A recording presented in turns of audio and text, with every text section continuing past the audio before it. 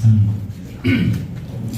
صلوات الله البر الرحيم والملائكة المقربين على سيدنا محمد أشرف الأنبياء والمرسلين وعلى آله وصحبه الطيبين الطاهرين وسلام الله عليهم أجمعين.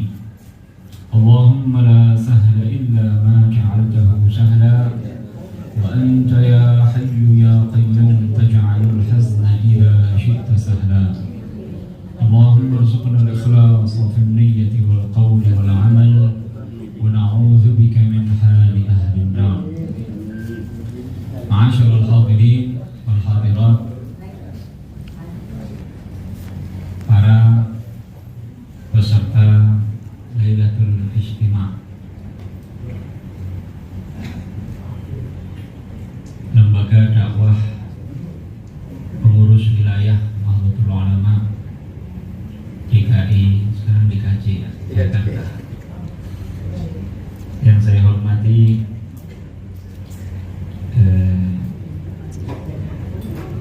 Ustaz Soleh Sufyan, mewakili LD PBNU, Ustaz Dr. Kiai Haji Masruhin Abdul Majid, Ketua LD PBNU, hadirin hadirat, para kiai, para asatidzah, para tokoh masyarakat, para sarjana, ya, semuanya atau banyak di antaranya sudah di atas saya semua ini. Tadi peserta atau mewakili peserta sudah dokter tadi. Jadi dalam kesempatan malam ini mudah-mudahan kita bisa mengkaji salah satu mukjizat yang agung dari baginda Nabi besar Muhammad sallallahu alaihi wasallam. Kalau sudah tiba bulan Rajab, berarti setelahnya Sya'ban, setelahnya Ramadan, ini Masya Allah ya, bau-baunya sudah bau-bau Ramadan nih. Kalau dulu Hadratul Syekh Kiai Hasyim Asy'ari kalau tiba bulan Sya'ban mulai ngaji Bukhari dan Muslim, maka kita sekarang akan mengkaji sebagian hadis-hadis Bukhari dan sebagian hadis-hadis Muslim. Saya pernah ngambil ijazah Sahih Muslim dari seorang kiai di Gresik, namanya Kiai Masruh Hisham. Beliau ngaji Sahih Muslim langsung pada Hadratus Syekh. Saya lihat di catatannya itu mulai juz 2, saya juz 1-nya nggak lihat waktu itu. Juz 2 itu mulai pengajian tanggal 12 Sya'ban, selesai 21 Ramadan. Itu Sahih Muslim jilid 2. Ya. Maka kita semua sudah tahu ya, ini ngaji pasaran Kiai Hasyim Asy'ari, Bukhari Muslim itu sangat digemari. Bahkan mantan-mantan guru beliau, bukan mantan ya, guru-guru beliau sebelum beliau ke Makkah, Kiai Khalil Bangkalan, ya, Kiai siapa Panji itu, Siwalan itu, Kiai Khazin, kawan Kiai Hasyim juga Kiai Maksum Lasem juga hadir di majelis pengajian Bukhari dan Muslim itu, karena mengakui keilmuan murid dan kawan mereka, yaitu Hadratus Syekh Kiai Haji Muhammad Hasyim Asy'ari rahmatullahi alaihi. Maka saya usulkan ini kepada Ketua LD PBNU, nanti mulai Sya'ban kita ngaji Muslim atau Bukhari sampai Ramadan. Pertanyaannya siapa yang mau hadir? Siap. Soalnya pada ceramah semuanya, siapa yang mau hadir? Hadirin hadirat rahimakumullah. Karya-karya tentang Isra dan Mi'raj ini banyak sekali para ulama yang menulis karya-karya. ada yang memasukkan pembahasan tentang Isra dan Mi'raj dalam buku-buku akidah, karya-karya akidah. Ada yang singkat, ada yang cukup luas. Bahkan dalam Aqidatul Awam saja ada ya pembahasan tentang Isra dan Mi'raj di bagian akhir itu. Sebelum penutup itu ada 4-5 bait tentang mukjizat Al-Isra wal Mi'raj. Di matan Jauharatul Tauhid lagi itu lebih singkat, hanya 1-2 bait tentang Isra dan Mi'raj. Di pesantren-pesantren kita yakin banyak di antara yang hadir ini dulunya nyantri, ya. Kitab yang sangat terkenal tentang Mi'raj atau Isra dan Mi'raj itu adalah Hasyiyatu Ad-Dardir. Ya, pokoknya Dardir, nah itu langsung koneknya ke Isra dan Mi'raj. Karya beliau itu hasyiyah. Jadi ada matan, ada syarah, ada hasyiyah. Matan itu buku asalnya, buku induknya. Syarah itu karya lain yang menguraikan, menjelaskan kitab matan itu semuanya dibahas dari awal sampai akhir, per kata per kalimat dibahas. Hasyiyah itu catatan-catatan. Jadi nggak semua isi matan, nggak semua isi syarah dijelaskan. Yang perlu dikasih catatan, dikasih catatan. Yang enggak. Itu bedanya hasyiyah dengan syarah. Nah, karya Hasyiyah Ad-Dardir itu matannya aslinya itu adalah Al-Mi'raj As-Shaghir atau biasa disebut Risalah Al-Mi'raj As-Sughra. Muallifnya ya itu Al-Muhaddits Najmuddin Al-Ghaiti, Grand Sheikh Al-Azhar. Grand Sheikh Al-Azhar di masa-masa Ibnu Hajar Al-Haytami dan Al-Imam Syamsuddin Muhammad Ar-Ramli. Jadi kalau Syekhul Azhar di masa itu nggak main-main, ya betul-betul ulama-ulama besar. Karena yang bukan Syekhul Azhar saja Ibnu Hajar Al-Haytami, Muhammad Ar-Ramli, gimana ya Syekhul Azhar itu? Ya, beliau terkenal sebagai seorang muhaddits, seorang faqih, ya dan seterusnya. Beliau menulis 2 karangan tentang Isra dan Mi'raj. Yang karangan pertama Al-Mi'rajul Kabir atau Al-Isra atau dikenalnya begitu, Al-Mi'rajul Kabir. Itu menyebutkan sekian banyak pembahasan, hadis-hadis, penjelasan ya. Kemudian beliau ringkas Al-Mi'rajul Kabir dalam Al-Mi'rajus Shaghir. Jadi langsung dibuat narasi ya, prosa begitu, langsung nyebutin isi kandungan dari matan-matan hadis yang sebelumnya ya disebutkan oleh beliau secara singkat. Ya. Nah, ini yang kemudian diberikan syarah oleh beliau sendiri, kemudian diberi hasyiyah oleh beberapa ulama, diantaranya Syekh Ahmad Ad-Dardir. Syekh Ahmad Ad-Dardir ini yang sekaligus pengarang kitab Al-Kharidah Al-Bahiyah, sekaligus pengarang kitab Al-Kharidah Al-Bahiyah. Makanya dalam penjelasan tentang Isra dan Mi'raj itu beliau membahas sekian banyak tema-tema akidah yang terkait, tentunya sesuai dengan akidah Ahlus Sunnati wal Jamaah, sesuai dengan isi Kharidah juga.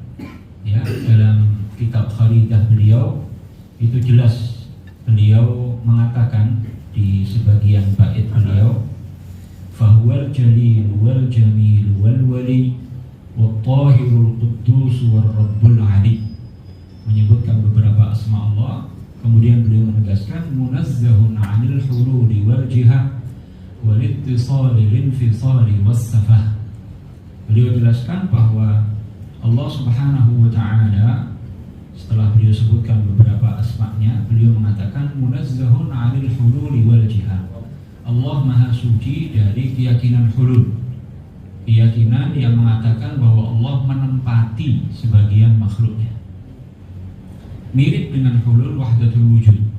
meyakini bahwa Allah adalah alam, alam adalah Allah, alam itu katanya ajza'un min Allah, bagian-bagian dari Allah. Dan ini keyakinan yang jelas-jelas bertentangan dengan akidah Ahlussunnati wal Jamaah.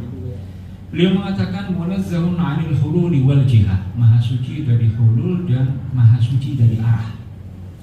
Wal ittisal lil infisal was-safah, maha suci dari sifat al-ittisal wal infisal, menempel, menyatu, berpisah dengan jarak, was-safah, sesuatu yang tidak mengandung unsur hikmah.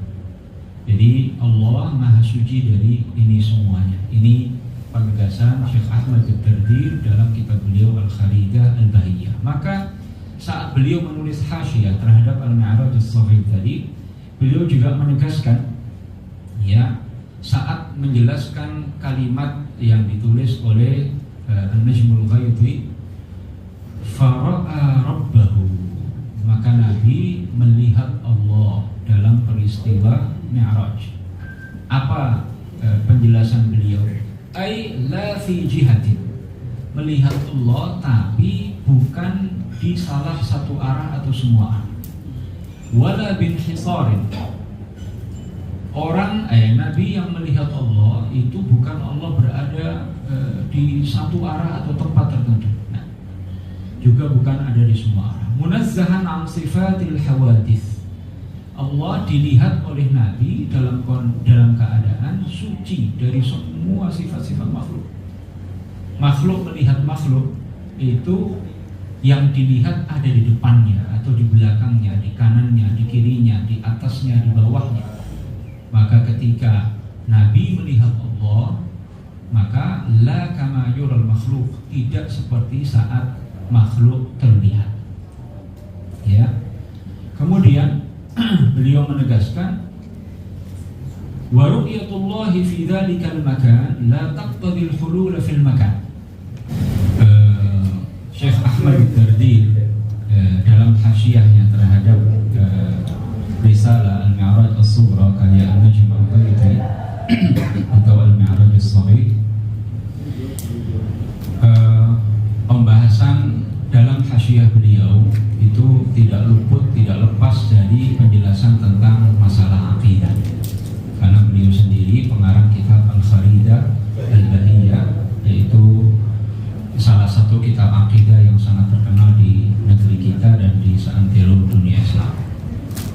Di antara yang beliau katakan dalam hasyiah Ad-Dardir ala Qissatil Mi'raj, beliau katakan saat menjelaskan tentang perkataan Syekh Ahmad Ad-Dardir, Syekh An-Najm Al-Ghaiti, qauluhu fara'a rabbahu, maka beliau jelaskan ay la fi jihatin wala bin hisarin munazzahan an sifatil hawadits, bahwa wajib diyakini saat Nabi melihat Allah. Ini para ulama berbeda pendapat, saat Nabi Mi'raj itu melihat Allah atau tidak. Saat Nabi Mi'raj itu melihat Allah atau tidak. Sebagian ulama berpendapat ra'a rabbahu bi fuadihi, Nabi melihat Allah dengan hatinya. Artinya hatinya diberikan kekuatan oleh Allah, kemampuan untuk bisa melihat zat Allah Subhanahu wa ta'ala. Sebagian ulama lagi mengatakan ra'a rabbahu bi'ainai ra'sihi, Nabi melihat Allah dengan mata kepalanya. Sebagian ulama lagi berpendapat lam yara rabbahu fil mi'raj la biqalbihi wala bi'ainai ra'sihi, Nabi tidak melihat Allah pada saat Mi'raj, tidak dengan mata kepalanya, juga tidak dengan hatinya. Ini juga pendapat sebagian sahabat, Aisyah bintu Abi Bakar dan lain-lain. Maka ini khilaf fi furu'i al-aqidah. Ini dalam masalah furu' dalam akidah. Jadi akidah itu usuluddin dia, tapi ada usul, ada furu'. Ya, tidak semua masalah akidah itu usul, ya. Ada masalah yang usul, ada masalah yang furu'. Furu'ul akidah itu biasa terjadi perbedaan pendapat, bahkan di antara para sahabat radhiyallahu taala Ya. Di antaranya masalah ini. Fara'a rabbahu ay la fi jihatin wala bin hisarin munazzahan an sifatil hawadith. Kemudian beliau katakan wa ru'yatuhu fi dzalikal makan la taqtadi al-hulul fil makan.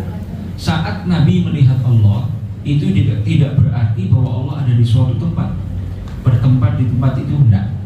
Wala taqyid wala istiqrar. Juga tidak bermakna bahwa Allah bersemayam bertempat di suatu tempat kama buyyina fi mahallihi, sebagaimana hal ini dijelaskan di tempat pembahasan masalah ini.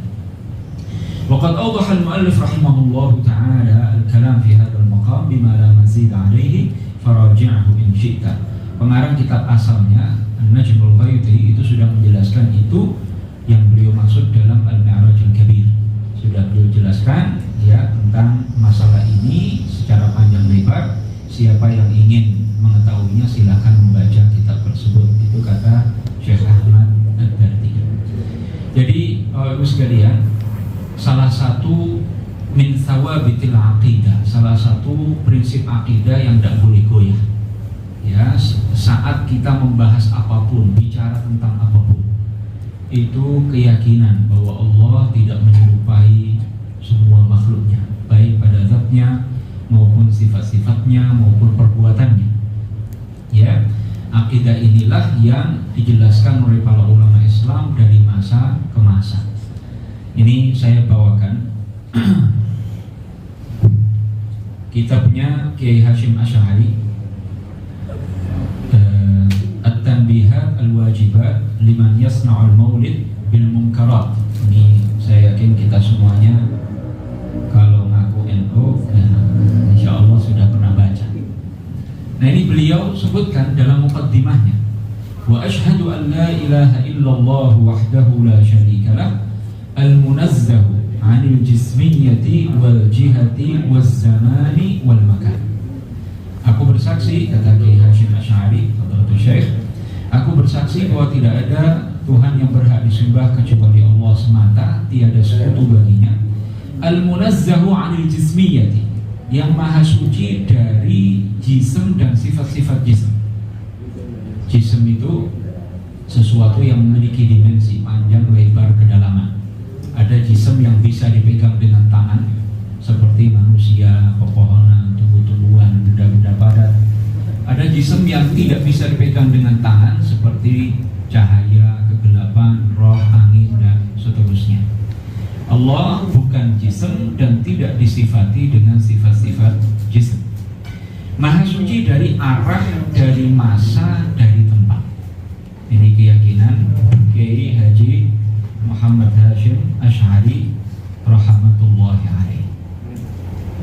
Yang kedua, saya bawakan kitab Aqidatut Tauhid karangan Kiai Muhammad Hasan Gengbok, Keraksan Gengbok. Ya, ini dikenal dengan Kiai Hasan Sepuh. Ya, ini semasa dengan Kiai Khalil Bangkalani, Syekhuna Khalil, dan ini leluhur dari pondok pesantren Zaidul Hasan Gengbok. Ya, seorang ulama terkenal min ashabil karamat. Ya, salah satu keramat yang diceritakan itu beliau lagi ngaji habis Jumat, ngajar jamaah, tiba-tiba beliau tangannya bergerak-gerak mengatakan innalillah innalillah innalillah. Tiba-tiba sarungnya basah. Nah, orang nggak ada yang berani tanya karena hebahnya beliau. Seminggu kemudian ada nelayan-nelayan datang, 6 orang pakaiannya lusuh dan seterusnya datang, tanya apa benar ini rumah Kiai Hasan Gengbok. Ya, benar. Kok Anda sampean tidak tahu? Ini pakai bahasa Madura ya, karena wilayah kapal kuda Suruhan ke sana itu bahasanya bahasa Madura. Saya sendiri nggak paham bahasa Madura. Jadi saat datang nanya begitu, benar ini rumahnya Kiai Hasan Gengbok. Nah, kok Anda tidak tahu? Iya, saya dari jauh, saya dari Bawean Gresik. Ya, dari Bawean Gresik. tiba-tiba Kiai Hasan Genggong keluar. Ya, ini seminggu setelah pengajian tadi datang. Pas keluar Kiai Hasan Genggong, wah bener ini orang tua yang nyelamatin saya dulu. Allah. Ternyata kenapa? Waktu itu ini orang lagi melaut, perahunya rusak, dia tenggelam. Tiba-tiba ada orang tua datang, jalan di atas air, kemudian menyelamatkan dia. Allah. Kemudian dibawa ke pantai. Saat sebelum pingsan, Semaput itu. itu nanya, jenengan ini siapa? Dia bilang, saya Kiai Hasan Genggong. Maka setelah itu semaput ini. Ya, seminggu kemudian dia pergi ke nyari-nyari, sampailah ke pesantren Zainul Hasan Genggong itu. Ketemu ternyata orang ini. Ini bukan orang main-main itu, Kiai Hasan Genggong ini. Salah satu cucunya Kiai Hasan Mutawakkil ala Allah, ketua PWNU beberapa satu periode yang lalu bahkan. Ya. Dan sekarang ketua MUI Jawa Timur kalau belum diganti. Nah, beliau dalam kitab ini Aqidatut Tauhid ini dicetak bersama Al-Matnus Syarif atau Fathul Latif karangan Syekh Muhammad Khalil bin Abdul Latif Al-Bangkalani. Apa yang beliau katakan saat beliau menjelaskan tentang sifat-sifat Allah? Beliau katakan, wujudu rabbillahi awwalus sifat bila zamanin wa makanin wa jihad. Sifat yang pertama kali wajib kita yakini tentang Allah adalah sifat al-wujud. Di antara sifat 20 itu yang disebutkan pertama kali kan sifat al-wujud. Nah, bagaimana meyakini sifat wujud bagi Allah? Diyakini bila zamanin wa makanin wa jihad, tanpa dilalui oleh peredaran massa, tanpa tempat, tanpa arah. Kenapa? Fa'innahu qad kana qabla al-azminah, karena Allah ada tanpa permulaan, ada sebelum adanya masa. Waktu itu kan makhluk. Waktu itu kan makhluk. Ya, tadinya tidak ada kemudian diciptakan oleh Allah. Allah ada sebelum waktu. Wasailul jihad. Ya, Allah ada sebelum adanya semua arah. Tsummal amkina, Allah ada sebelum adanya semua tempat. Ini keyakinan Kiai Hasan Genggong nafa'anallahu bihi.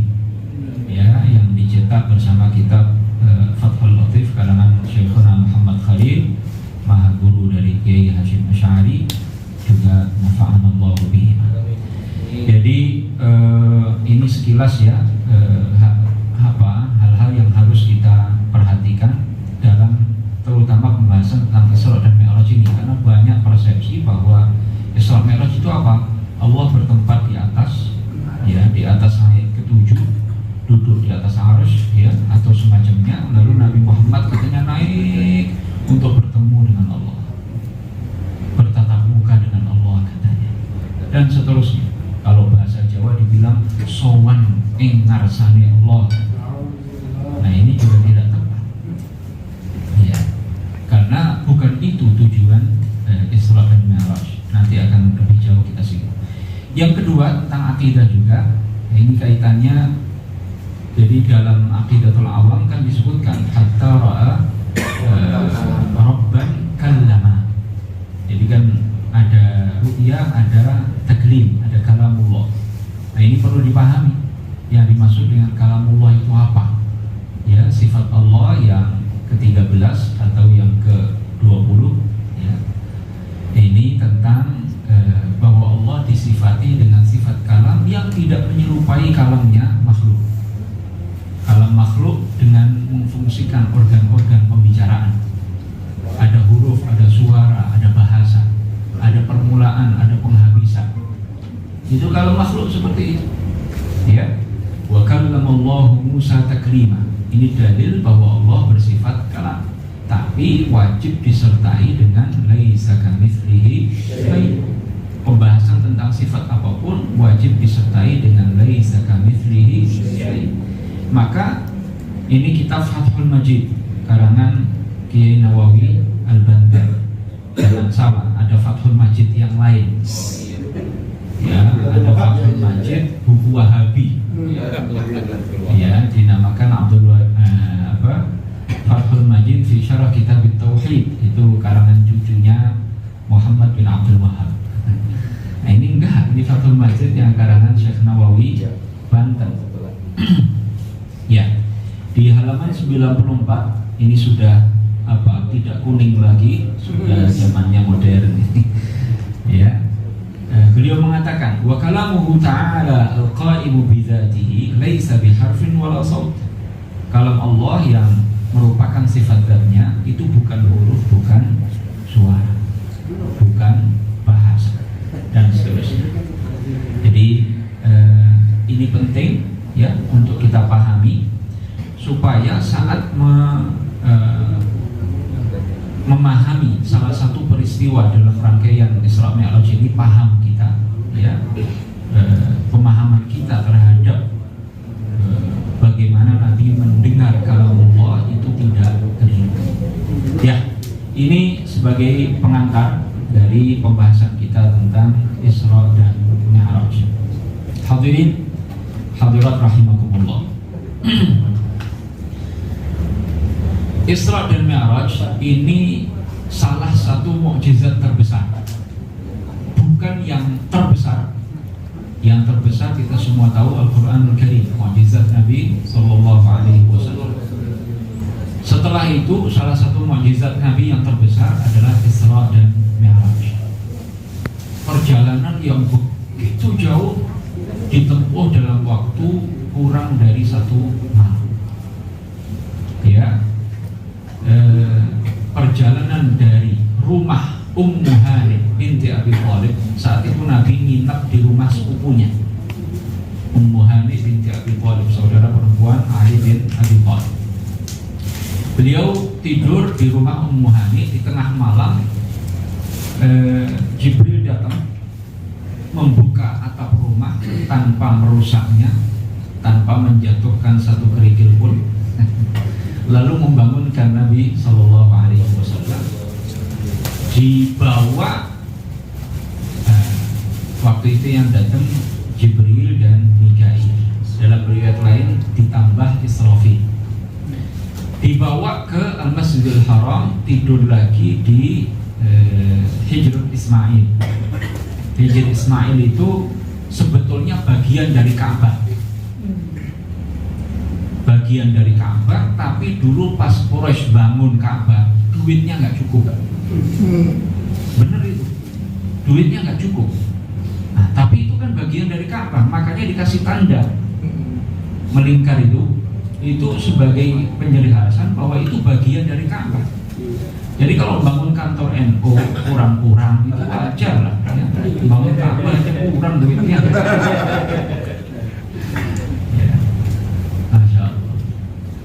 Saat di Hijr Ismail, ya, beliau tidur di antara 2 orang, pamannya Hamzah bin Abdul Muttalib dan sepupunya Ja'far bin Abi Thalib.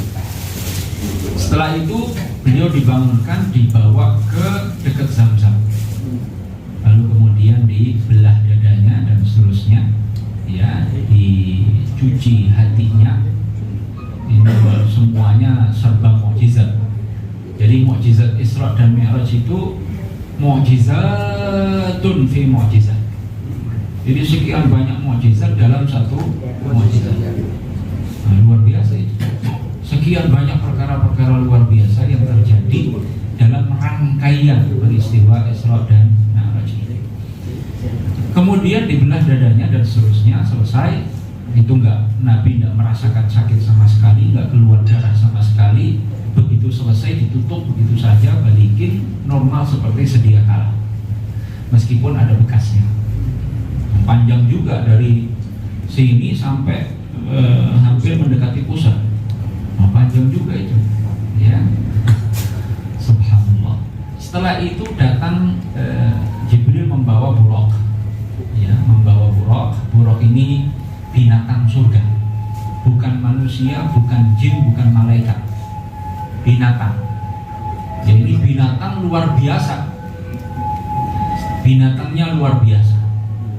warnanya putih, lebih besar dari keledai, lebih kecil dari bighal, dari bakal, peranakan dari keledai jantan dan kuda betina. Ya, nah ini ajaib ini buruk ini. Dia langkahnya sejauh matanya memandang. Sekali langkah, satu langkah itu sejauh matanya memandang. Coba. Dan buruk ini ada sayapnya, tapi di mana? Di bagian belakang, bukan di tengahnya. Di bagian belakang, di bagian kakinya, di pahanya itu ada 2 sayap. Ya, jadi Nabi dengan Jibril naik di tengahnya. Nah ini sayapnya di belakang. Sehingga apa? Nggak merepotkan. Nah, kalau sayapnya di tengah kan repot. Naik, iya, ya kena nanti itu. Jadi sayapnya di belakang, subhanallah. Nah ketika buruk ini naik, kan namanya dari Makkah ke Masjidil Aqsa kan bukan datar gitu kan, ada taikan, ada turunan. Pas naik ini kakinya memanjang, jadi nggak jungkel begitu, nggak terjungkal. Kakinya yang belakang memanjang, sehingga tetap stabil. Pas turun, kaki depannya yang tangan yang depannya yang memanjang, jadi tetap stabil. Ketika turun di tempat yang datar, kembali seperti sedia. Itu saja sudah luar biasa. Ya. Jadi kadang kan ada ilustrasi gambar-gambar itu ya. Itu perempuan nggak bener semua itu. Ya. Kok ada buruk cantik. Ya. Nah kemudian beliau berdua berjalan. Kadang Jibril ini berada di samping, megang pelana, kadang naik di atas, ya. Mikail pegang mekwat zimam, kendalinya. Kemudian persepsi yang sering muncul ini katanya perjalanan Isra itu langsung dari Makkah ke Masjidil Aqsa. Itu tidak begitu sebetulnya. Jadi perjalanan itu cepat tapi mampir-mampir. Pertama apa? Saat Nabi dan Jibril sampai ke sebuah tempat penuh dengan pohon kurma, Jibril berkata, "Inzil fasalli." Nabi kita turun, sholat 2 rakaat. Setelah itu jalan lagi. Nabi bertanya, itu tempat mana itu tadi? Apa itu tadi? Itu Yathrib, ya, yang nanti berubah menjadi Al-Madinah. Nah, dikenal juga dengan Thaibah atau Tobah, makanya ada lagu ya Thaibah, maksudnya wahai kota Madinah. Ya, saya tahu ini. Kenapa dikatakan Thaibah? Ya. Kenapa dikatakan kota yang baik, yang suci, yang mulia? Karena Nabi hijrah ke sana, Nabi tinggal di sana, Nabi meninggal di sana, Nabi dimakamkan di sana. Ya. Kemudian lanjut, turun lagi di sebuah tempat namanya Madian, di mana Nabi Musa pernah di sana di bawah sebuah pohon, ya,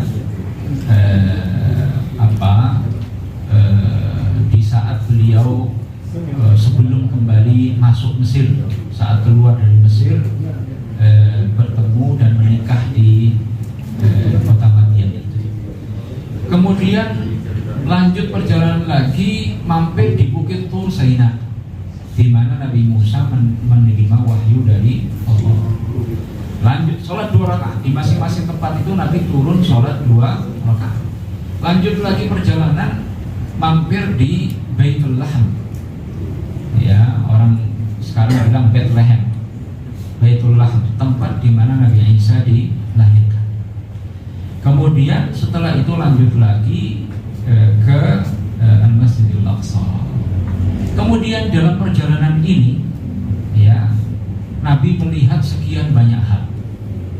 Ya, karena itulah tadi kita singgung apa tujuan Isra dan Mi'raj itu, secara gamblang dan tegas disebutkan dalam Al-Quran. Suratul Isra ayat pertama, Subhanalladzi asra bi'abdihi laylan minal masjidil haram ilal masjidil aqsa alladzi barakna hawlahu linuriyahu min ayatina.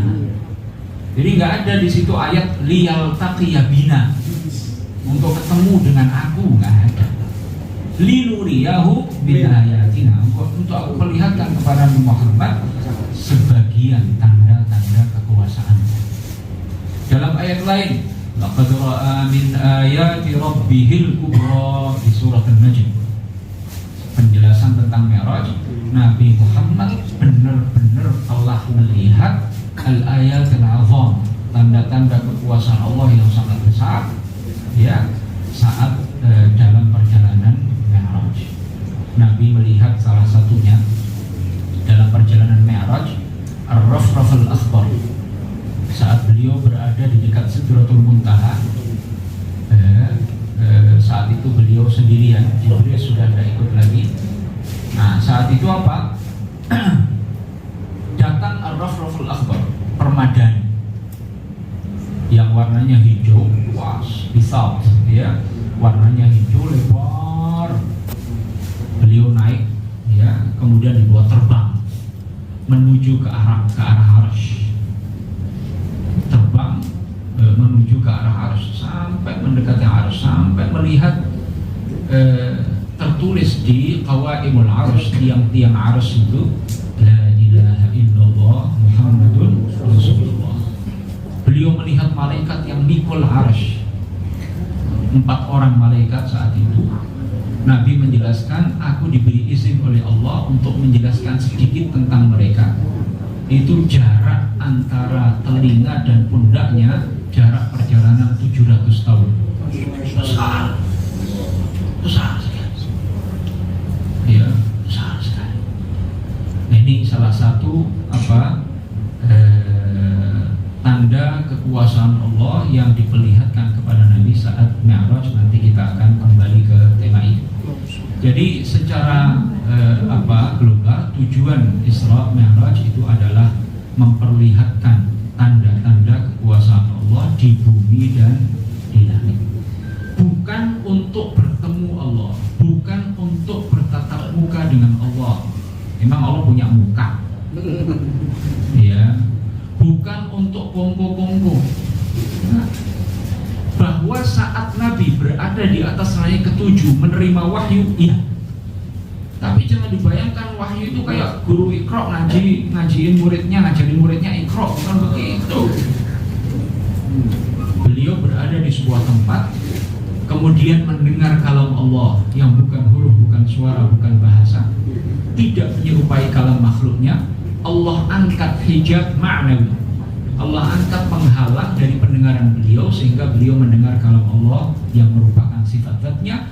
Beliau memahami banyak hal. Jadi wahyu yang diterima oleh Nabi saat Mi'raj bukan hanya kewajiban sholat saja, ada beberapa sekian disebutkan dalam Sahih Muslim diantaranya. Ada beberapa, ya, diantaranya apa? Bahwa seorang yang melakukan dosa-dosa besar selama tidak jatuh pada syirik dan kekufuran akan diampuni oleh Allah bagi orang yang Allah kehendaki di antara mereka, sebagian dari mereka. Di antara wahyu yang beliau terima juga bahwa orang yang memiliki ham itu berbuat enggak, melakukan sesuatu atau enggak, tapi cenderung ke afal,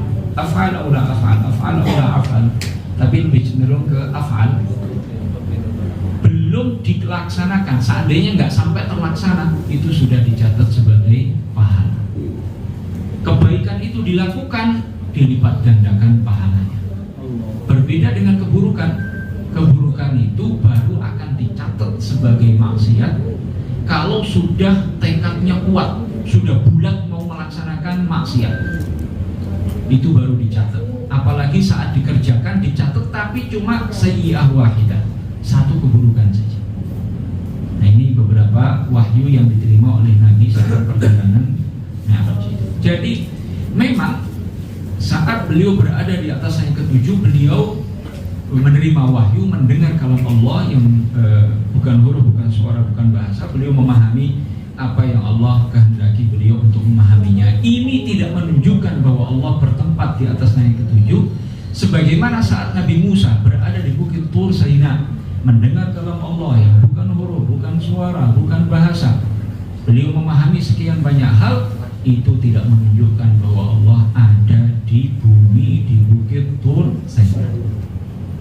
Ya, nah, ini subhanallah, ya, itu faktanya tentang Isra Mi'raj.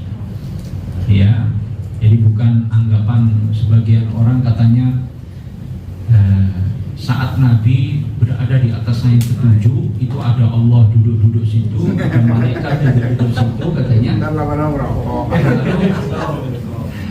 Lalu apa? Katanya saat Nabi datang, beliau mengucapkan at-tahiyyatul mubarakatus salawatut thayyibatu lillah. Katanya Allah nyaut katanya, assalamu alayka ayyuhan nabiy wa rahmatullahi wa barakatuh. Malaikat katanya nyaut, assalamu alayna wa ala ibadillahis shalihin. Kita bertanya-tanya, ini kok kayak pertemuan di LDNO ini ya? Kalau Allah seperti itu, apa bedanya dengan kita? Itu satu. Kedua, sholat 5 waktu baru diwajibkan malam itu. Loh kok sudah at-tahiyatan begitu? Kemudian saat turun besoknya, pelaksanaan sholat zuhur dan seterusnya, itu bacaan tasyahud akhir belum at-tahiyatul mubarakat, masih bacaan yang lain dalam kitab-kitab hadis Bukhari dan lainnya. Pertama, para sahabat itu membaca assalamu ala Allah, assalamu ala Jibril, assalamu ala Mikail, masih begitu awal-awalnya. Baru kemudian beberapa waktu setelah itu baru diajarkan oleh Nabi, ya, kalimat at-tahiyyatul mubarakatus salawatut thayyibat dan seterusnya. Hadirin rahimakumullah. Jadi lanjut, apa yang dilihat oleh Nabi saat perjalanan Isra itu, apa tanda-tanda kekuasaan Allah yang diperlihatkan kepada Nabi kita Muhammad SAW dalam perjalanan Isra. Kita ringkas karena kalau enggak, wah, nggak cukup. Di antaranya yang beliau lihat, ya, beliau melihat Ifrit bawa obor, ya, pengen mendekat Nabi SAW. Ya, kemudian apa? Sama Jibril, Nabi bertanya, siapa itu? Dibilang Ifrit. Kemudian Jibril mengatakan, maukah engkau aku ajari sebuah doa? Kalau kamu baca zikir, kalau kamu baca itu, Ifrit bakal jatuh tersungkur dan obornya mati. Lalu diajarkan, Nabi baca, betul tersungkur lalu mati, obornya itu mati.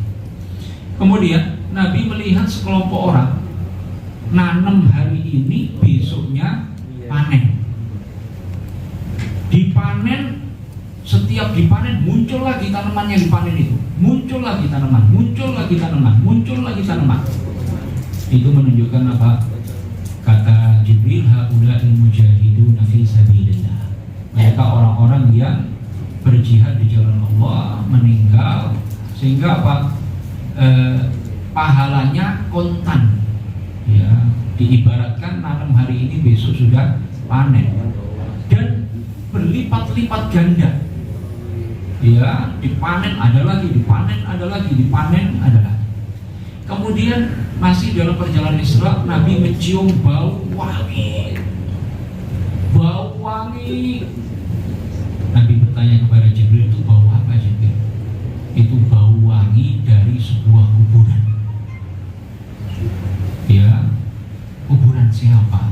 Kuburan tukang sisir putri Firaun dan keluarganya, yang sering kita kenal dengan Masyita itu profesi tukang sisir. Jadi kalau kita namain anak kita Masyita, berarti namanya tukang Tapi tukang sisir mulia. Ini tukang sisir ini muslimah mukminah menyembunyikan keimanannya. Beliau beriman kepada Nabi Musa alaihissalam. La ilaha illallah Musa Rasulullah. Suatu ketika lagi nyisir, sisirnya jatuh, dia ambil bismillah. Putrinya Firaun kaget, katanya Anda punya Tuhan selain bapakku. Katanya, iya, Tuhanmu, Tuhanku, Tuhan bapakmu adalah Allah. Anaknya ngancem, Ani laporin nih katanya sama ayah. Ya, tukang sisir ini laporin. Ketemu Firaun, sampai ke Firaun, marah besar, dipaksa untuk meninggalkan Islam. Menolak, diancam, bakal dibunuh, tetap bersikukuh. Diancam, yang dibunuh bukan hanya dia, keluarganya tetap teguh.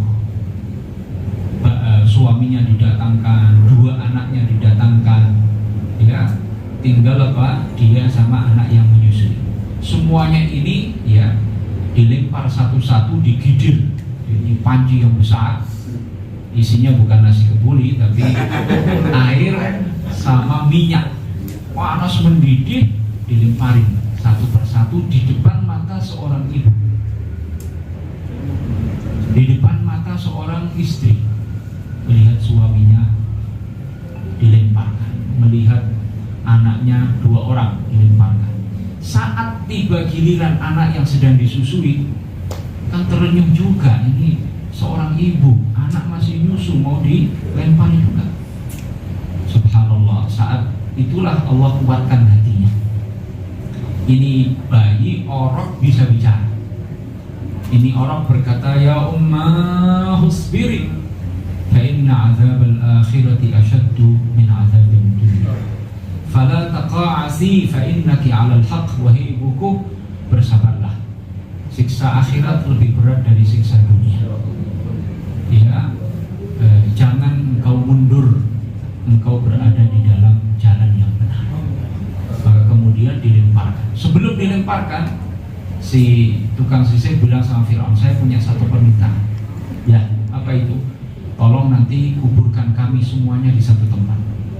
Beneran dikuburkan di satu tempat oleh Firaun.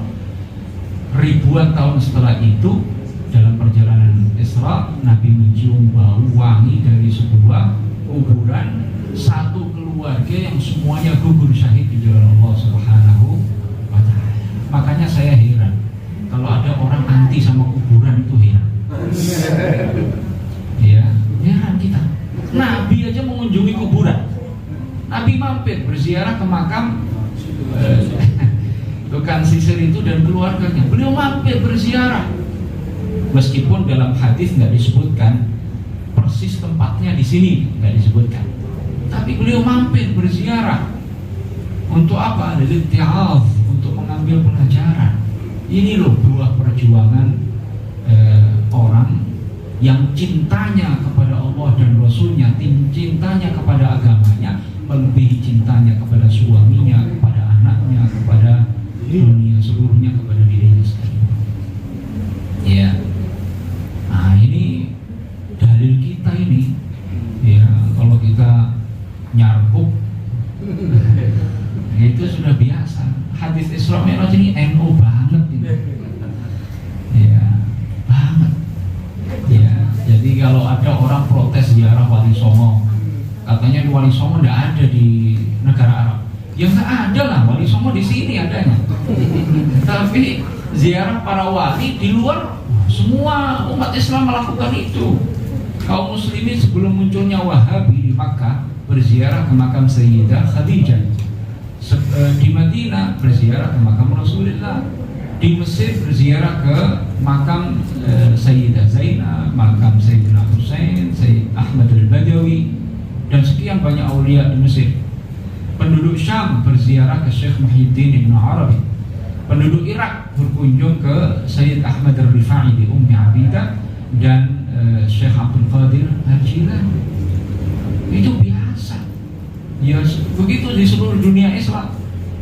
Ya, ini baru datang ke sini beberapa tahun, lulus kuliah sudah mencak-mencak mengharamkan orang ziarah kubur, memusyrikan pelaku ziarah kubur. Nggak tahu kalau Nabi ngajarin ziarah kubur orang-orang saleh. Kemudian Nabi Shallallahu Alaihi Wasallam meneruskan perjalanan dan banyak sekali ya tanda kekuasaan Allah yang diperlihatkan kepada Nabi Shallallahu Alaihi Wasallam. Saya yakin bahwa ibu sudah banyak mendengar itu ya. Saya singkat-singkat saja.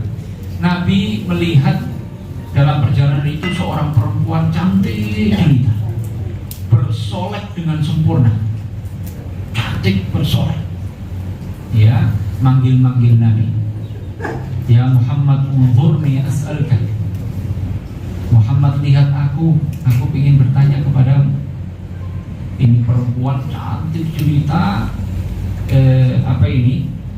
lengan bajunya dising-singkan seperti orang akan memangsa gitu loh, akan menghancurkan rekam musuhnya.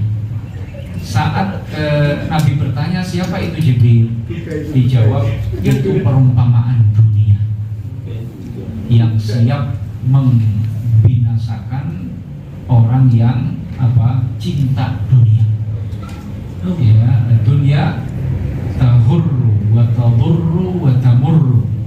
Dunia itu mencelakakan banyak orang, menipu banyak orang, mencelakakan banyak orang, tapi tamurru, berlalu begitu saja.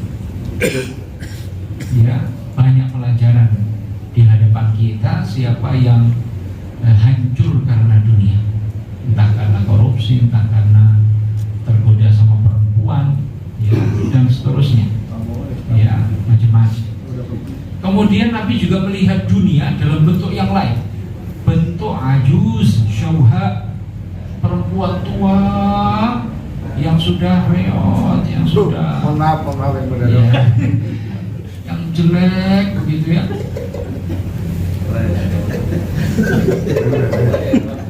Ini bukan isu gender enggak ya, bukan rasis juga enggak. Saya itu kalau lihat perempuan, mohon maaf ya, aseng begitu yang jelek, udah tua. Pernah lihat enggak yang begitu? Nabi bertanya, itu gambaran apa itu? Apa itu? Itu dunia. Tidak tersisa dari umur dunia kecuali sedikit, seperti orang tua itu yang tak lama lagi akan mati. Jadi jangan mati-matian mencintai dunia. Dunia nggak akan lama. Dunia seluruhnya dari awal sampai akhir itu sebentar. Yang tersisa dari yang sebentar itu, yang sedikit itu, sedikit sekali. Jatah kita dari yang sedikit itu sedikit sekali. Yang tersisa dari jatah kita, sisanya sedikit ini. Yang umur 40 tahun disebutkan dalam salah satu hikmah, Wahab bin Munabbih mengatakan, saya baca dalam sebagian kitab samawi, ada malaikat di langit keempat yang diperintahkan oleh Allah untuk berseru di setiap pagi, ya abna al-arba'in antum zar'un qad dana hasadu. Wahai orang yang umurnya 40 tahun, kalian ibarat tanaman yang tidak lama lagi bakal dipanen.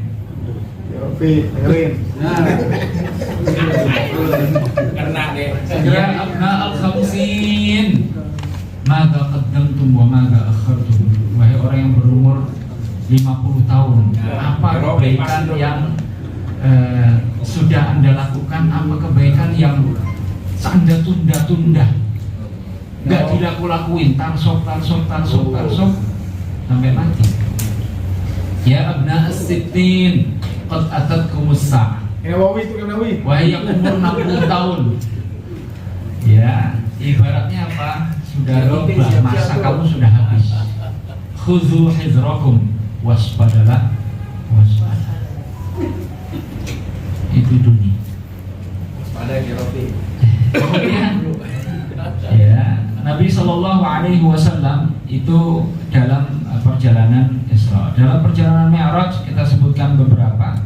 Nabi bertemu dengan sebagian para nabi. yang sudah ketemu di Masjidil Aqsa.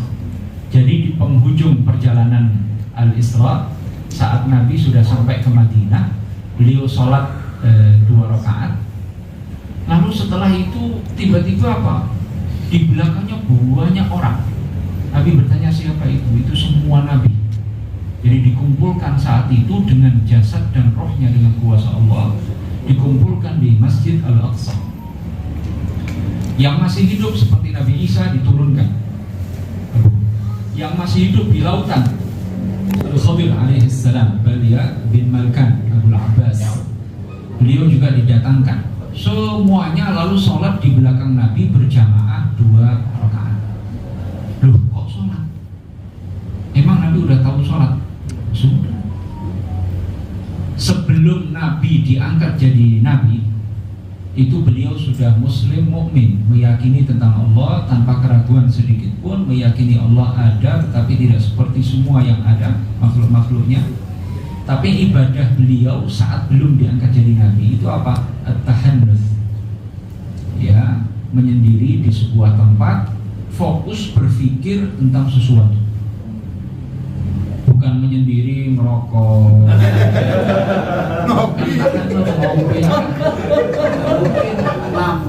menyendiri fokus berpikir tentang keajaiban makhluk-makhluk Allah. Bisa kena sekjen gimana begitu dia? Itu tahanus begitu, bukan ngelamun apa. Kemudian apa? Ita'amul fuqara. Itu ibadah Nabi sebelum diangkat jadi Nabi begitu. Ita'amul fuqara.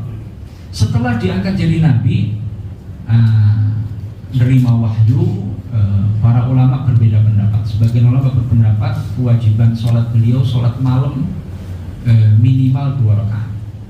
Ada yang berpendapat sebagian ulama 2 rakaat di pagi, 2 rakaat di sore atau malam hari. Ya, nah, jadi sholatnya sama. Para nabi semuanya sholatnya sama. Ada rukuknya, ada sujudnya, ada wudhunya. Ya, maka Nabi Shallallahu Alaihi Wasallam saat itu ngimami para nabi semuanya sholat berjamaah 2 rakaat. Ini pertanda bahwa para nabi semuanya membawa agama yang sama, tauhid, la ilaha illallah, dan semuanya mengajarkan sholat. Nabi Adam, umat Nabi Adam, semua para nabi sholat. Cuma bedanya ada yang sehari semalam sekali, ada yang sehari semalam 2 kali. Kita umat Muhammad sehari semalam 5 kali. Kalau sholatnya semuanya sholat sama, ada rukuknya, ada sujudnya, dan seterusnya. Nah, di antara sekian banyak para nabi ini, ada beberapa nabi yang diangkat ke langit untuk menyambut kedatangan Nabi Shallallahu Alaihi Wasallam saat beliau naik. Begitu Nabi sampai ke Masjidil Aqsa tadi, ngimamin para nabi semuanya, itu kan ibaratnya maklumat. Ini loh, Muhammad imamul anbiya wal mursalin, imamnya para nabi dan para rasul. Makanya salah satu tujuan Isra Mi'raj juga tasyrifur Rasul sallallahu alaihi wasallam, memuliakan baginda Nabi, wa ta'zimu makanatihi, menjelaskan keagungan derajat beliau. Naik sudah nggak pakai buruk lagi. Dari Al-Masjidil Aqsa ke langit pertama itu menaiki Mi'raj. Mi'raj itu mirqat, semacam sulam, semacam anak tangga. Ya, tangga. Anak tangga satu emas, perak, tapi cepat. Di samping kanan kirinya ada sekian banyak malaikat. Nabi naik, saat sampai ke langit pertama, Jibril minta dibukakan pintu langit. Penjaga langit pertama, pintu langit pertama namanya Ismail. Bukan Nabi, tapi malaikat. Namanya Ismail. Nanya, man bilbab, siapa yang lagi di pintu? Jibril. Man ma'aka, siapa yang bersama anda? Muhammad. Aw qad bu'itsa ilaihi, apakah sudah waktunya dimi'rajkan? Dijawab, na'am, qad bu'itsa ilaihi. Dari hadis ini para ulama mengambil dalil, luar biasa para ulama ini, bahwa langit itu benda kasif, bisa diketuk pintunya.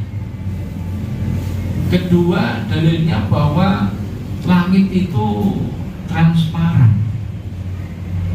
Jadi malaikat itu bisa lihat ada orang bersama Jibril, ada orang lain bersama Jibril. Makanya nanya, waman ma'aka, siapa yang bersama Anda? Dibukakan pintu langit, di sana ketemu dengan Nabi Adam. Disambut oleh Nabi Adam, kata Nabi, farahhaba bi wa da'ali bi khair. Adam menyambutku dengan hangat dan mendoakanku dengan hal-hal yang baik. Naik ke langit kedua, ini singkatnya, bertemu atau disambut dengan Nabi Yahya dan Nabi Isa bin Maryam. Ini sepupu dua kali. Jadi ibunya Maryam, ya, dan ibunya Yahya, Nabi Yahya itu bersaudara. Sehingga Nabi siapa namanya? Nah, Nabi ibu Nabi Yahya,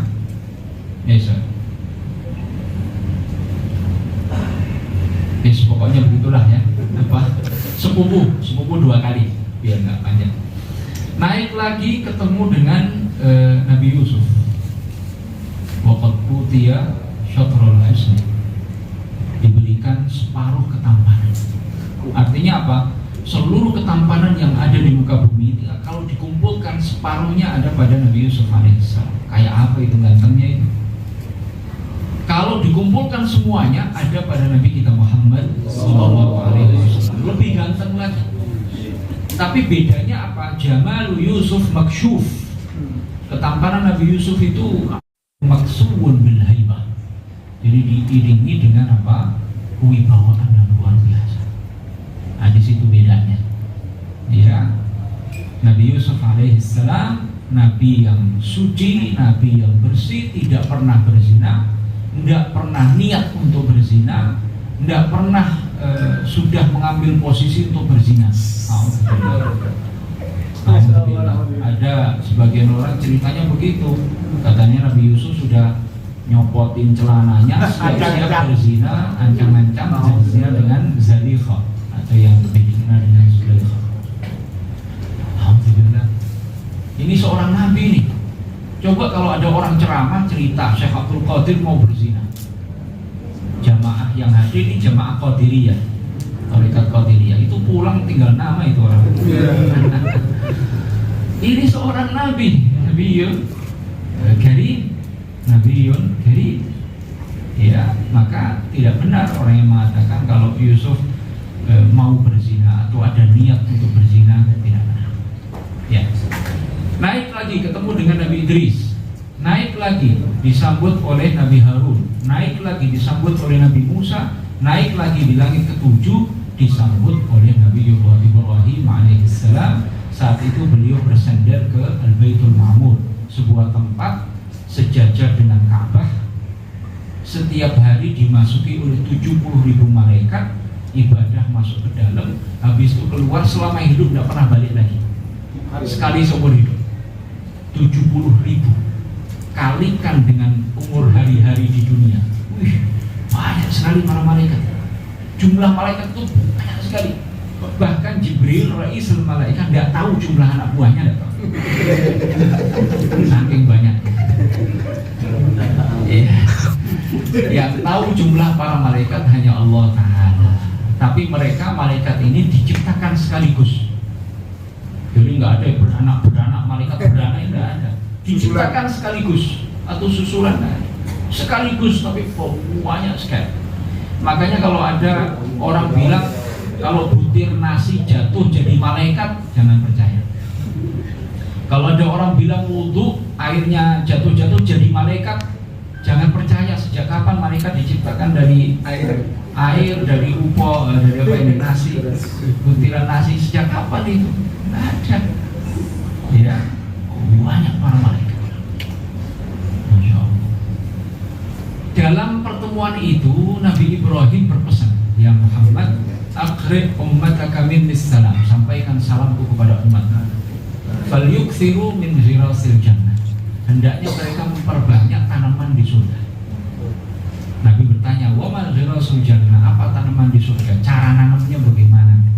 Dengan mengucapkan la haula wala quwwata illa billah.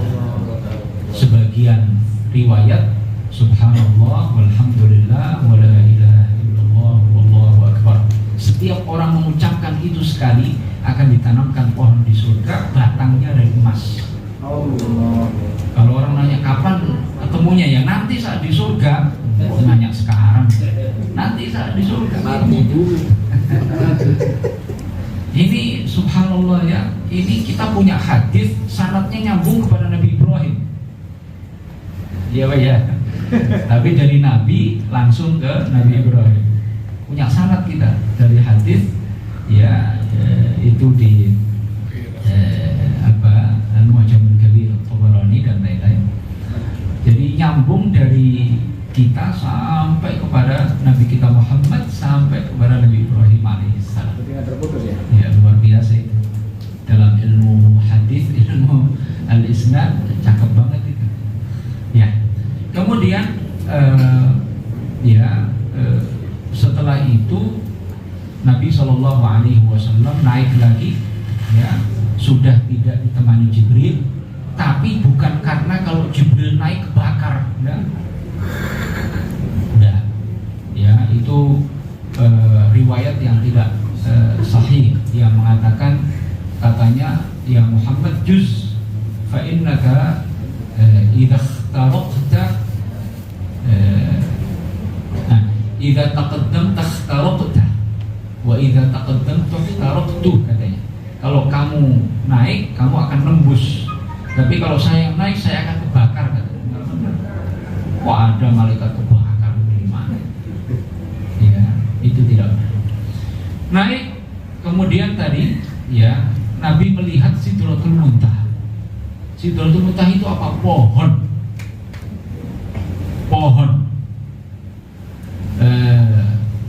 Akarnya di langit ke-6, pohonnya menjulang tinggi sampai langit ke-7, bahkan lebih atas dari langit ke-7, bahkan sampai di arah kanan arsy.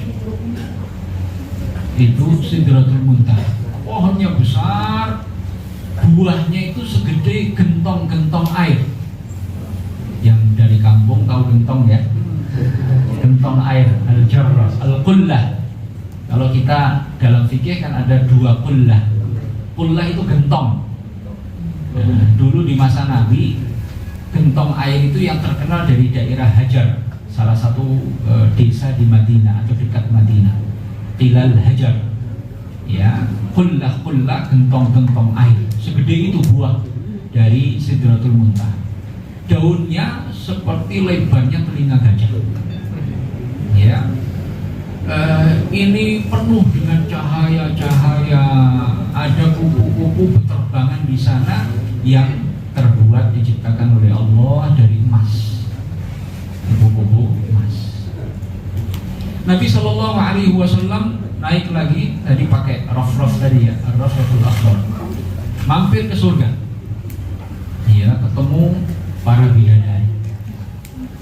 Nabi mengucapkan salam kepada mereka, dijawab salam Nabi, lalu Nabi bertanya, siapa anda ini? Mereka menjawab, nahnu khairatun hisan azwajun liqaumin kiram. Kami perempuan-perempuan cantik jelita, istri para orang-orang mulia penduduk surga. Alhamdulillah. Ya, jadi kalau bicara bidadari, panjang ini nanti. Bidadari itu bukan manusia, bukan jin, bukan malaikat. Bukan. Dalam satu riwayat diciptakan dari saffron ya, yang merah-merah itu. Diciptakan dari itu, tapi bentuknya bentuk manusia perempuan. Bentuknya seperti manusia perempuan. Masya Allah, jadi bayangkan. Cantiknya luar biasa. Ya, penduduk surga itu minimal dapat 2 bidadari. Minimal.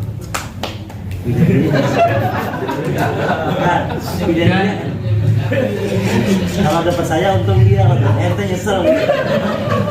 Nah di sana nanti Allah Ta'ala hilangkan rasa cemburu itu sudah tidak ada. Karena di surga nggak ada sedih, nggak ada. Semuanya gembira, semuanya senang. Ya, semuanya senang, semua gembira. Dalam hadis disebutkan, ya, inna rajula min ahli jannati la yatufu fil yawmi ala mi'ati adra. Jadi penduduk surga itu sehari bisa berhubungan dengan 100 perempuan.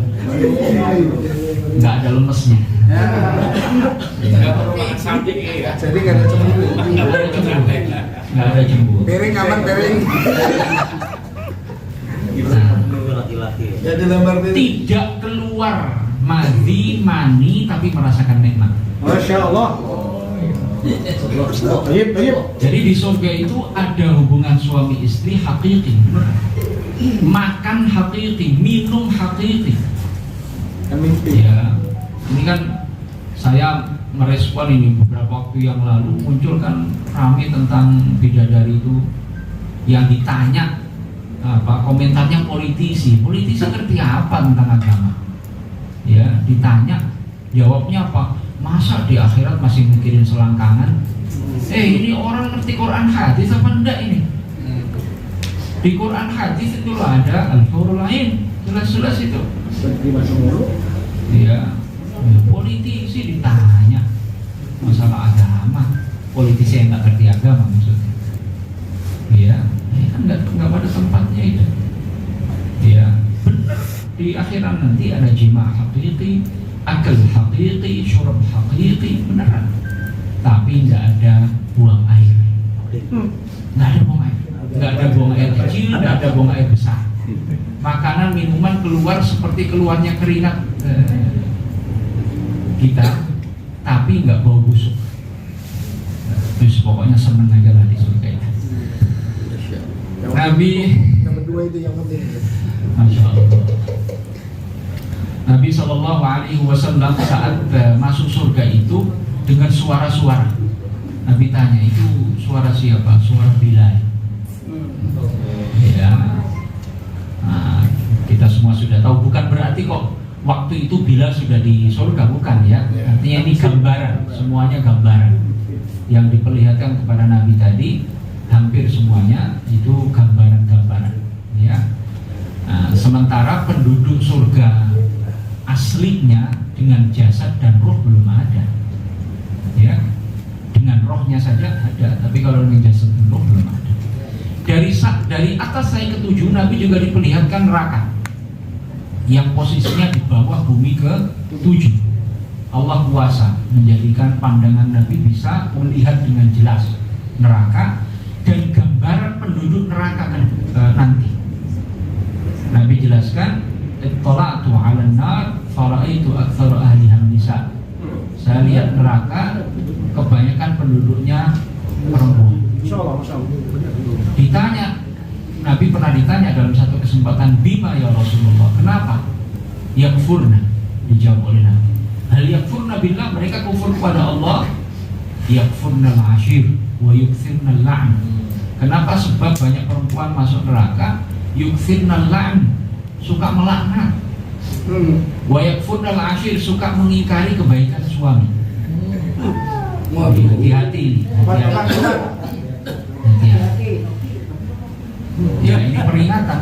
Berantem dong. Ya, berhidup berumah tangga 10 tahun, 20 tahun, sekali lagi nggak bener, lupa semua kebaikan suami. Itu tidak pada tempat. Dengerin Buya, dengerin. Itu karena suaminya mau pipis dulu.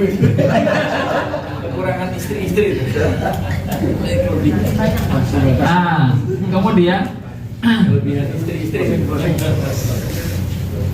Nabi bertemu dengan banyak malaikat. Semua malaikat mengingatkan kepada Nabi, alaika bil hijamah, alaika bil hijamah. Ya, lakukan hijamah. Bekam kan ada. Lakukan bekam. Ya. Jadi bekam ini manfaatnya besar sekali. Para malaikat yang bertemu dengan Nabi semuanya mengingatkan, menekankan pentingnya hijamah. Ya, memang ini harus kaitannya dengan nasab. Ya karena kadang obat itu nggak cocok untuk semua penyakit. Kadang untuk penyakit tertentu, ya nggak cocok untuk penyakit tertentu dan seterusnya. Jadi ini beberapa ini ya keajaiban perkara luar biasa yang diperlihatkan kepada Nabi saat perjalanan Isra dan Mi'raj. Ya tentunya nggak bisa kita bahas semuanya, tapi apa yang sudah kita sampaikan cukup mewakili apa yang disebutkan, dijelaskan oleh para ulama. Ini mohon maaf ya, urutannya kurang urut ya, tapi insya Allah banyak manfaatnya. Saya kira itu materi yang bisa kami sampaikan. Barangkali kalau ada sesi tanya jawab atau enggak? Ada. Silakan.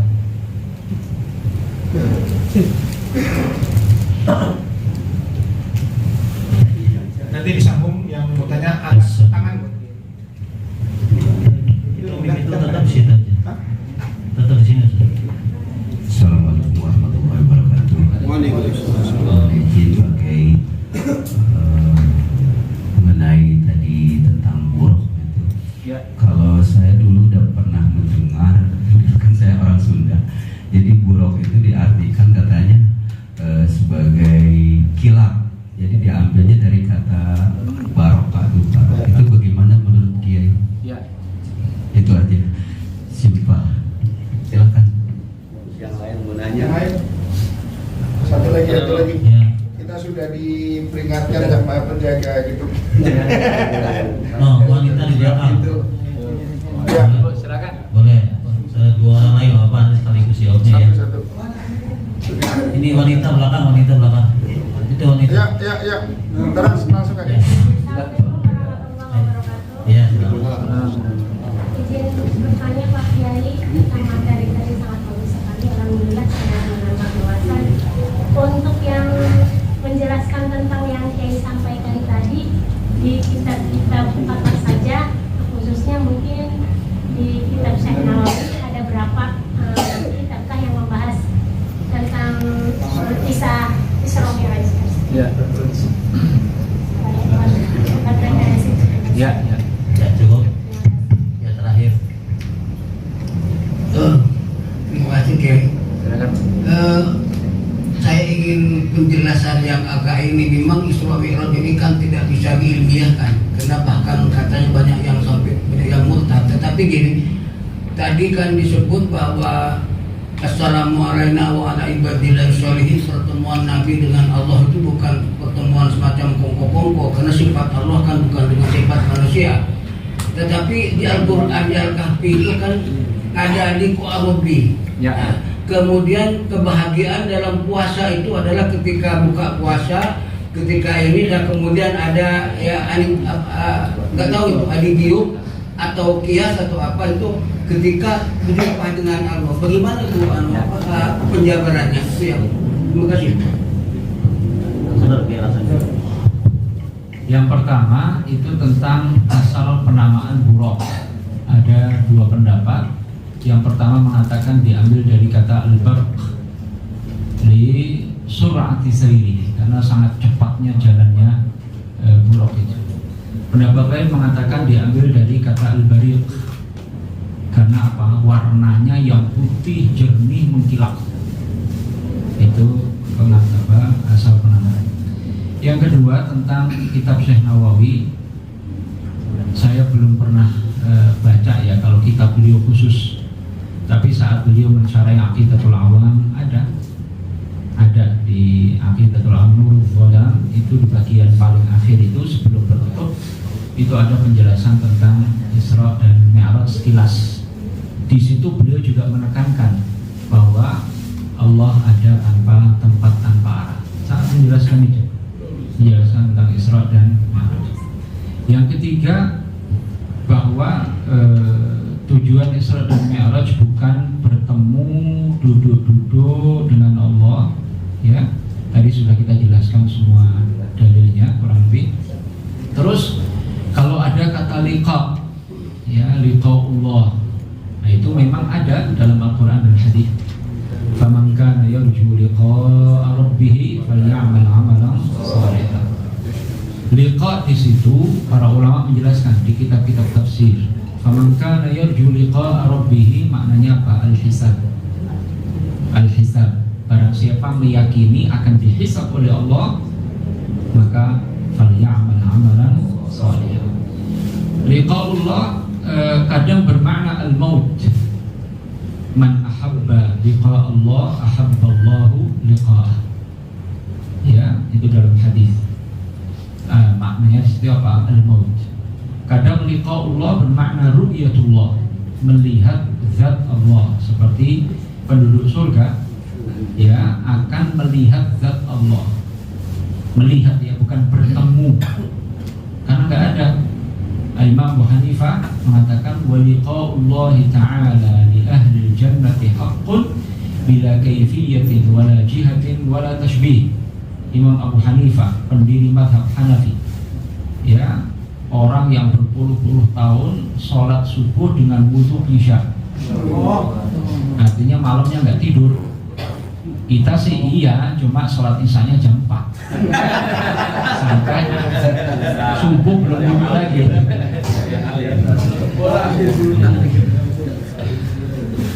Beliau mengatakan dalam salah satu kitabnya wa liqa'ullahi ta'ala li ahli jannati haqqun, bahwa penduduk surga akan melihat Allah itu sesuatu yang hak, bila kaifiyah, tanpa Allah disifati dengan sifat-sifat makhluk, wala jihad, tanpa Allah ada di satu arah atau semua arah, satu tempat atau semua tempat. Allah bukan di surga, yang di surga penduduk surga. Wala tashbih, tanpa Allah menyerupai makhluknya.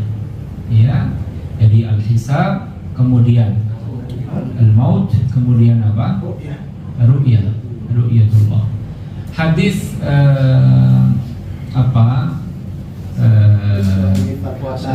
Lisa'imi farhatun inda fitrihi wa farhatun inda liqa'i rabbih, itu maksudnya juga fi yaumil hisab. Jadi saat dihisab oleh Allah ternyata dia dapat pahala puasanya. Itu yang paling dibutuhkan di akhirat kan pahala. Ya, makanya sebagian ulama menafsirkan Rabbana atina fid dunya hasanah. Fid dunya hasanah ini apa? Al-amal as-salih. Wa fil akhirati hasanah, thawabal amal as-salih. Pahala amal salih. Jadi supaya amal soleh yang kita kerjakan di dunia benar-benar diterima oleh Allah sehingga dapat balasannya nanti di yaumil qiyamah. Ada juga yang menafsirkan fid dunya hasanah al-mar'ah as-salihah. Maka banyak-banyaklah dari al-mar'ah as-salihah. Saya kira itu ya. Kurang lebih yang mohon maaf. Assalamualaikum warahmatullahi wabarakatuh.